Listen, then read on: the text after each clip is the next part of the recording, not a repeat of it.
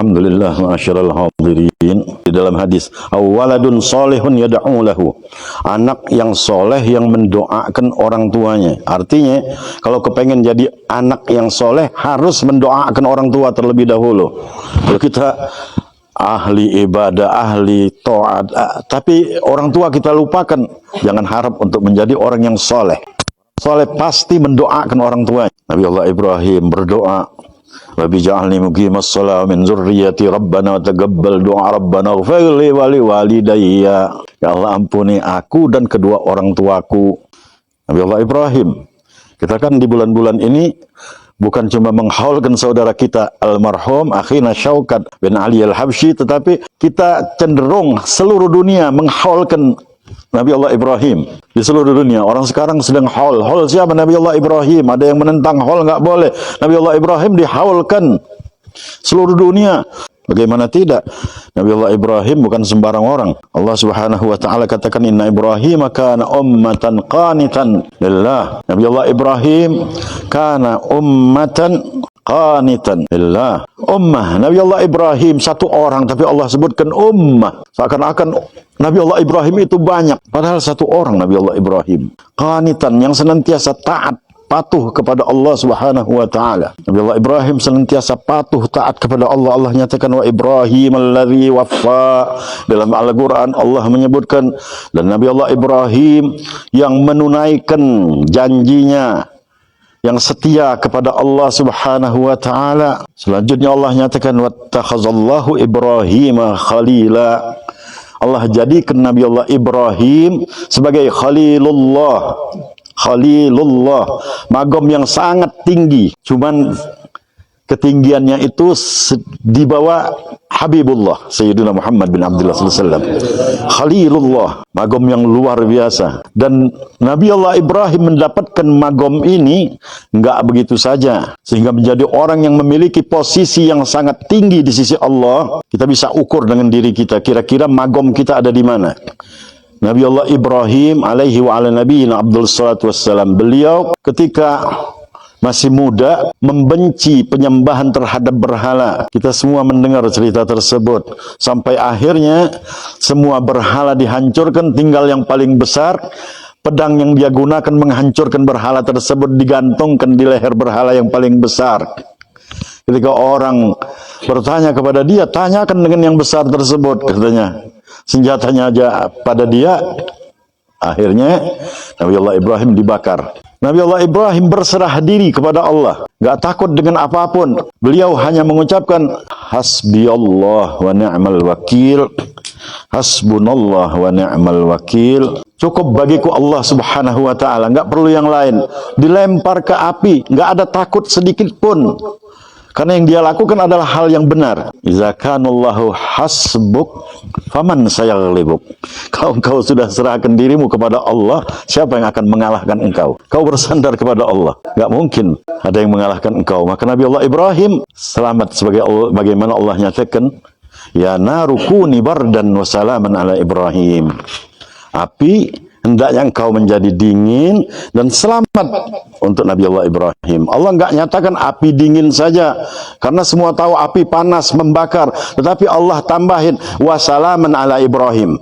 Sebab kalau cuma dingin saja api, Nabi Allah Ibrahim masukkan ke tumpukan api yang bahan bakarnya kayu-kayu bebatuan, ditimpa kayu, ditimpa batu, ya dingin apinya, tetapi binasa Nabi Allah Ibrahim. Tapi Allah nyatakan wasalaman ala Ibrahim, selamat Nabi Allah Ibrahim. Kemudian Nabi Allah Ibrahim yang sudah berusia tua ketika itu, sudah nggak yakin lagi bakalan dapat anak, tetapi Allah karuniakan dia. Anaknya namanya Ismail. Ketika anak tersebut masih menyusu, Allah perintahkan Nabi Allah Ibrahim untuk mengajak istrinya Hajar dan putranya tersebut biwadin ghairi zi zar'in, di satu lembah yang tidak ada tumbuhan sama sekali, yang ada cuman pasir, batu, gersang, panas, nggak ada orang. Sampai ke tempat tersebut, tepat tempatnya Nabi Allah Ibrahim pun akan pergi meninggalkan anak dan istrinya. Anak yang ditunggu-tunggu keberadaannya, begitu ini anak ada,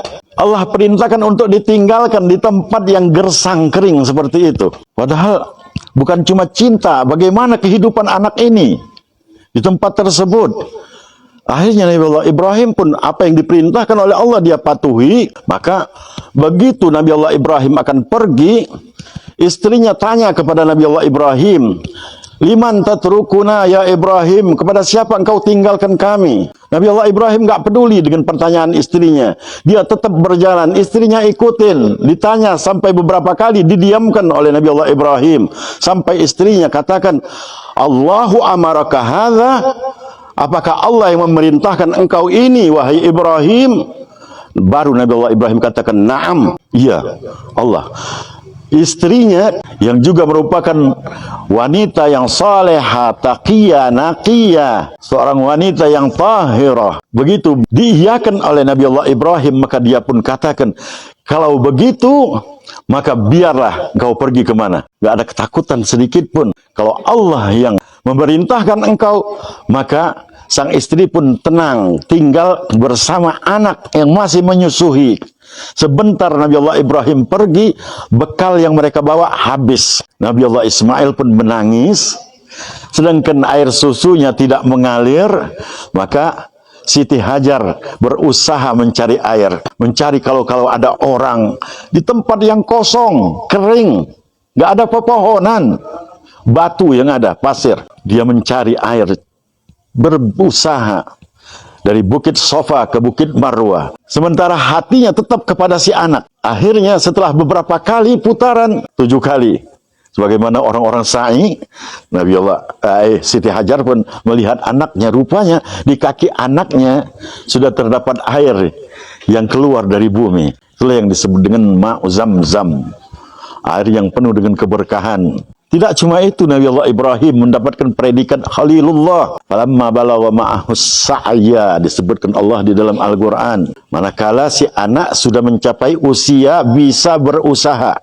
As-sa'ya itu disebutkan oleh mufassir ketika umurnya kira-kira 13 tahun. Nabi Allah Ibrahim datang atas perintah Allah menjumpai istri dan anaknya. Begitu berjumpa dengan anak, dilihat anak yang sudah mulai tumbuh, betapa gembiranya dia. Beliau ketika tidur dapat mimpi. Mimpinya Anbiya benar, karena Anbiya tidak tidur, yang tidur hanya mata mereka, tetapi hati mereka bangun. Begitu pagi, Nabi Allah Ibrahim berpikir, termenung dia dengan mimpinya tersebut. Meskipun mimpi seorang nabi tidak mungkin karena syaitan, Nabi Allah Ibrahim tetap berpikir dan termenung karena perintah ini luar biasa. Inilah yang kita kenal dengan nama tarwiyah. Itu terjadi pada tanggal 8 daripada bulan Zulhijjah, yaum tarwiyah. Tarwiyah itu artinya termenung, terpikir. Malam harinya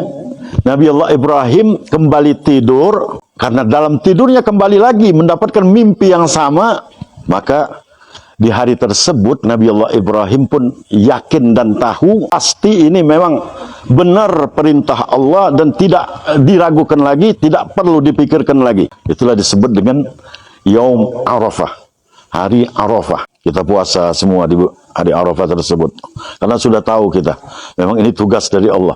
Kemudian malamnya Nabi Allah Ibrahim kembali lagi mendapatkan mimpi. Itulah yang disebut Yaumun Nahar, hari pengorbanan. Di pagi hari Nabi Allah Ibrahim langsung mengajak anaknya yang bernama Ismail yang masih muda, yang Allah sebutkan falamma balagha ma'ahu sa'ya. Begitu diajak anak tersebut, Nabi Allah Ibrahim katakan, setelah dia menajamkan pisaunya, membawa tali, dia katakan kepada anaknya Ismail, "Wahai Ismail, kau ikut dengan aku akan melakukan korban." Baru berjalan sebentar Nabi Allah Ismail bertanya, "Wahai ayah, apa yang akan engkau korbankan? Mana korbannya?" Baru Nabi Allah Ibrahim katakan, "Inni ara fil manami anni azbahuka fanzur maza tara. Sesungguhnya aku mendapatkan mimpi dari Allah Subhanahu wa taala bahwa aku diperintahkan Allah untuk menyembelih engkau. Bagaimana pendapat engkau? Fanzur maza tara. Ini anak bukan sembarang anak, ibunya aktif mendidik si anak. Siti Hajar wanita salehah, at-taqiyah, an-naqiyah, at-tahirah. Begitu mendengar omongan ayahnya yang masih berusia 13 tahun, katakan, ya abatif al ma tu'mar satajiduni insyaallah minas sabirin. Wahai ayah, laksanakan apa yang diperintahkan Allah kepada engkau. Insyaallah engkau akan dapati aku sebagai orang yang sabar. If'al ma tu'mar. Si anak yang usia 13 tahun tahu bahwa ayahnya tidak mungkin melakukan sesuatu kecuali diperintahkan Allah, maka dia katakan, ya abati if'al ma tu'mar, yang diperintahkan kepada engkau. Bukan dia karena sebagai anak yang patuh kepada kedua orang tua, dia katakan, ya abati if'al ma tasha, ana waladuk, lakukan apa yang kau ingin lakukan, aku anakmu, terserah. Tapi enggak, si anak yang tahu ayahnya tidak mungkin melakukan sesuatu kecuali atas perintah Allah. Ya abatif al ma tu'mar satajiduni insyaallah minas sabirin. Omongan antara Nabi Allah Ibrahim dan putranya tersebut didengar oleh iblis. Maka si iblis pun berusaha untuk menggagalkan kepatuhan Nabi Allah Ibrahim dan anaknya atas kepada Allah Subhanahu wa taala. Dia goda, wahai Ibrahim, gak pikir-pikir lagi, anakmu semata wayang, baru ketemu dengan dia, mau disembelih. Nabi Allah Ibrahim mengambil batu sebanyak 7 butir, dilempar iblis tersebut. Iblis gak putus asa, bergerak sedikit, dia goda lagi sampai 3 kali, yang kita kenal dengan nama jumrah. Al-ula, ats-tsaniyah, melempar syaitan. Orang berpikir, kenapa orang haji kok ngelempar batu? Ini hal Nabi Allah Ibrahim ini, jumrah, melempar, jumrah aqabah, sampai 3 kali jumrah. Yang dituju oleh Nabi Allah Ibrahim adalah Mina. Di situ tempat penyembelihan. Banyak orang sampai mabit di Mina. Ini ada hubungannya dengan haul, jadi kita tahu. Ya. Akhirnya Nabi Allah Ibrahim pun berjalan. Falamma aslama watallahu lil jabin. Manakala Nabi Allah Ibrahim tahu betul sang putra berpasrah diri, tapi Nabi Allah Ibrahim tetap berat. Bagaimana tidak seorang ayah cinta kepada anak. Ayah lebih cinta kepada anak daripada anak kepada ayah biasanya. Maka kita diperintahkan doakan orang tua. Anak mah biasa-biasa aja biasanya. Tapi orang tua, meskipun ini perintah Allah, tetapi Nabi Allah Ibrahim tetap balikkan. Dia nggak sanggup kalau sampai memandang wajah si anak. Maka watallahu lil jabin. Meskipun semuanya menerima, lantas Nabi Allah Ibrahim pun mulai, setelah siap anaknya, mengayunkan pisaunya di atas leher daripada putranya Nabi Allah Ismail. Semua malaikat menyaksikan, ya Rabb, ayyu masyhadin hadza ya Rabb. Apa ini ya Allah? Ujian bagaimana ini ya Allah? Dari malaikat Jibril, para malaikat semuanya menyaksikan peristiwa tersebut. Mereka nggak bisa membayangkan ujian yang ditimpakan Allah kepada Nabi Allah Ibrahim.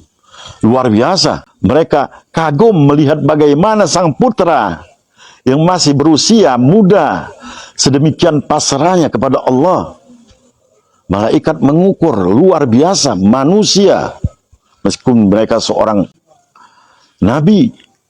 Maka satu kali Nabi Allah Ibrahim menggesekkan pisaunya, ternyata tidak mempan, padahal sudah ditajamkan sedemikian rupa. 2 kali sampai 3 kali Allah nyatakan, wa nadainahu ayya Ibrahim, dan kami pun menyerukan, wahai Ibrahim, qad saddaqtar ru'ya, kau sudah membenarkan mimpimu. Inna kazalika nujzil mu'minin, beginilah kami membalas kebaikan orang-orang muhsinin, yang berbuat baik. Kami membalas orang-orang yang berbuat baik, kata Allah Subhanahu wa taala. Inna hadza lahuwal bala'ul mubin. Allah nyatakan, sungguh ini memang bala yang besar, yang nyata dari Allah. Wa fadainahu bizibhin azim. Untuk Nabi Allah Ibrahim digantikan Nabi Allah Ismail tersebut dengan seekor domba yang Allah datangkan dari langit. Kemudian Nabi Allah Ibrahim menyembelih domba tersebut, sementara Nabi Allah Ibrahim, Nabi Allah Ismail dipindahkan. Ketika itulah semua para malaikat mengucapkan Allahu Akbar, Allahu Akbar, Allahu Akbar. La ilaha illallah wallahu akbar. Ini semua mengingat Nabi Allah Ibrahim. Ini haul. Setiap tahun yang anti haul sekalipun haul Nabi Allah Ibrahim. Mereka mencari-cari Rasulullah nggak ada dihaulkan. Kalau baik Nabi Rasulullah ngajarkan, Al-Quran ngajarkan. Yang dilakukan oleh hujjaj kita itu semuanya mengenang apa yang dilakukan, yang terjadi pada Nabi Allah Ibrahim. Kalau dia Nabi, istrinya kita ngehaulkan orang soleh, istrinya bukan Nabi. Terus apa lagi? Untuk mengingatkan kita semua bahwa yang dihaulkan ini pernah hidup sama dengan kita. Nabi Allah Ibrahim karena kepatuhannya sedemikian rupa mendapatkan magam Khalilullah. Gak ada pengingkaran sama sekali. Semua perintah dia laksanakan. Tidak pernah bermaksiat kepada Allah. Tidak pernah dia bermaksiat kepada Allah.